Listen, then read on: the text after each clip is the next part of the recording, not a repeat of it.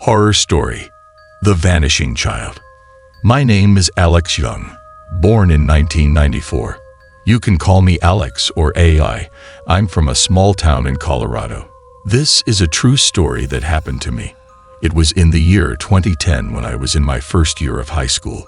During the summer vacation, with nothing else to do, I made plans with 3 of my good friends to go biking in the Rocky Mountains. There are beautiful trails there, and being adventurous teenagers, we thought it would be a thrilling experience. So, we agreed to depart 3 days later. On the day of departure, everything went smoothly. The 4 of us gathered at the park entrance at 7 o'clock in the morning and set off together towards the Rocky Mountains. Among my 3 friends, their names were Tyler, Ryan, and Jake. 3 of us were riding mountain bikes, while 1 had a regular bike, so their speed was slower. We rode along the way, taking breaks now and then. Finally, around 11 o'clock in the morning, we reached the base of the Rocky Mountains, Silver Creek Trailhead, Summit County, Colorado. The Rockies have numerous trails, and Silver Creek Trailhead was one of them. We followed the winding mountain path upwards. Although our speed was not fast, it was enjoyable. Around 1 o'clock in the afternoon, the weather suddenly changed. It seemed like a storm was approaching. Concerned about safety, we decided to head back.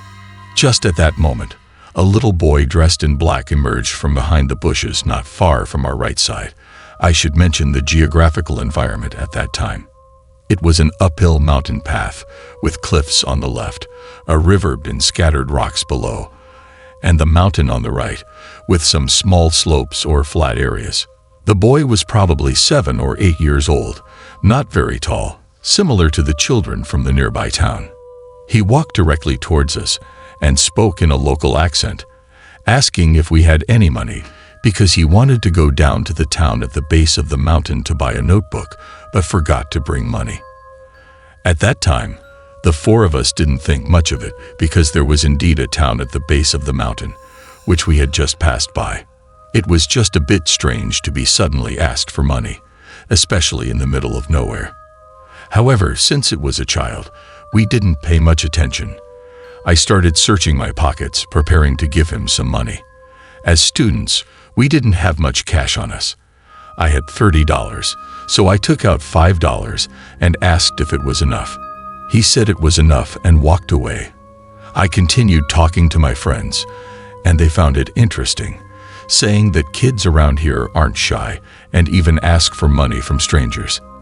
At that moment, I was thinking maybe I had given him too little, and I was about to turn back and call the child to give him more money. But when we turned back, the 4 of us were stunned. The path behind us had a cliff on one side and a steep slope on the other. There was no other way, and the bend that we could see was about 100 meters away. After just 2 or 3 sentences, the first sentence was, "Isn't it strange? Kids around here aren't shy." The second sentence was, "That's right, they ask for money when they see strangers." The third sentence was, "Hey, that kid, wait a moment." The child's figure disappeared without a trace. I couldn't believe that someone could run over 100 meters of distance in less than 5 seconds. We had a speedometer on our bikes, so we measured it, and I remember it very clearly. We were all a bit scared, and at that moment, thunder rumbled in the sky, and the wind picked up. Afraid that it might rain soon, and thinking about the child we had just encountered, we rode our bikes down the mountain. Throughout the journey, I kept an eye out for the child's figure, but we didn't see him anywhere. One side was a cliff, the other side was a steep slope, so could he fly? At that point, I started feeling dizzy, my vision became blurred, and then I lost consciousness. When I woke up, I was already at the medical assistance station at the foot of the mountain. Without a doubt, I had a bike accident. When my classmates saw me waking up, they asked if I had gone crazy. They said I seemed possessed at the time, as I let go of the bike brakes and pedaled even faster, crashing into the roadside drain. Everyone was panicking, and being a group of teenagers, we didn't know what to do. Fortunately, There was a forest patrol vehicle not far away, and they rescued me. After I regained consciousness, they examined me and found several fractures and abrasions on my body. The patrol members said I was lucky because with that speed, I could have had internal bleeding. My classmates contacted my parents, and they drove me to the hospital in Denver.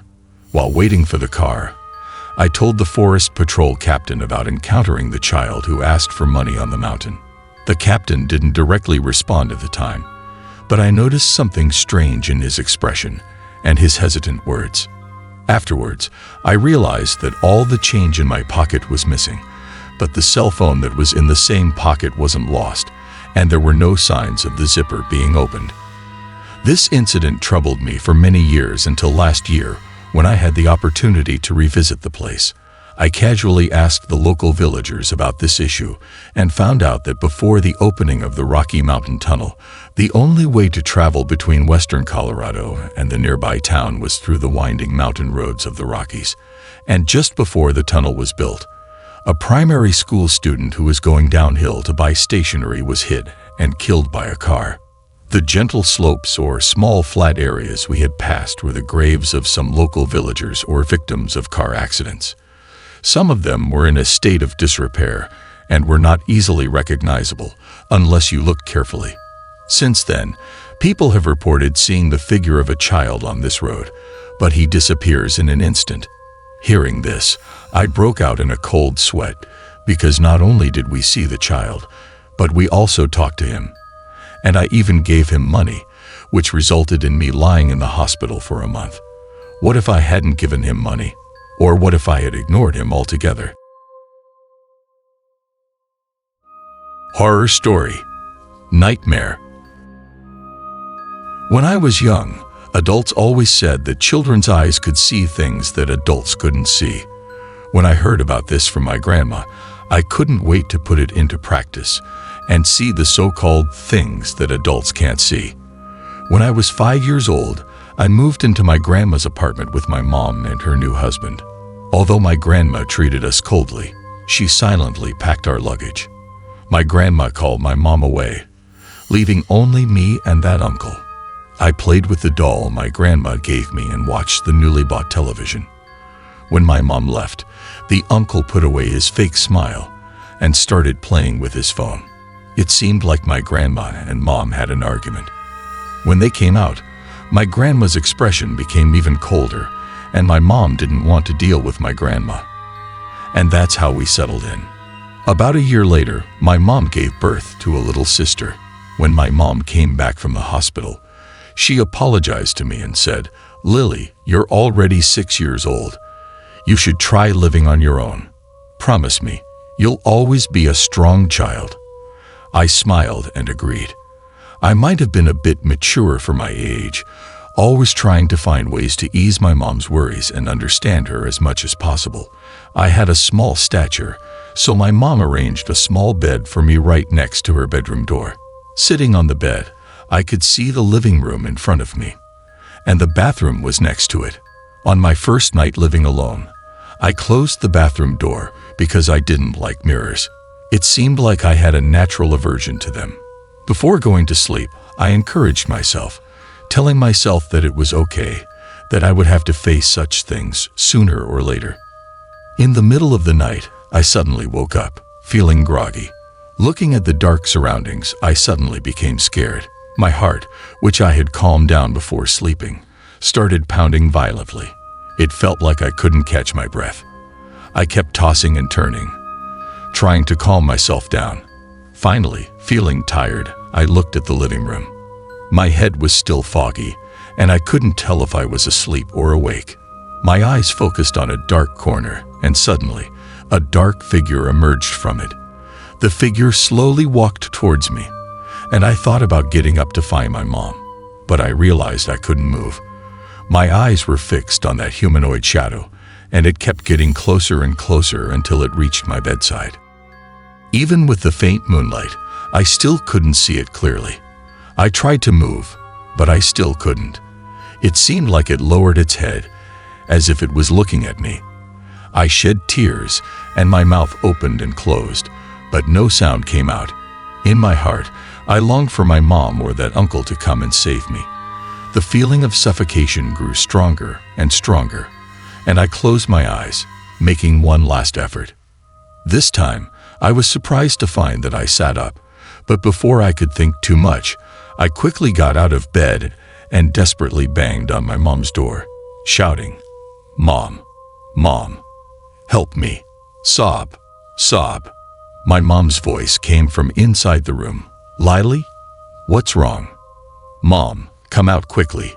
Exhausted, I knelt by my mom's bedroom door. At that moment, my grandma also came out.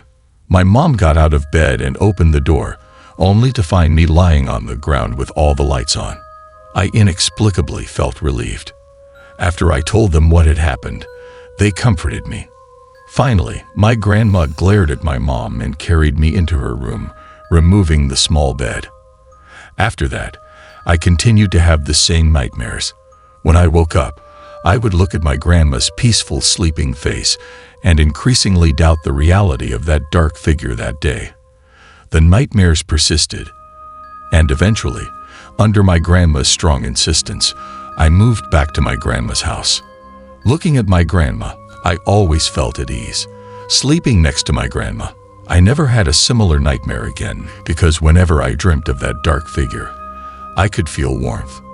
When I woke up, I would find my grandma smiling, gently caressing my head and whispering, "Lily, you're so brave. You're the best child." At that moment, I felt like my grandma was the sun. After that, I never had that nightmare again. And as for the things that others can't see, I no longer wanted to be curious or explore them.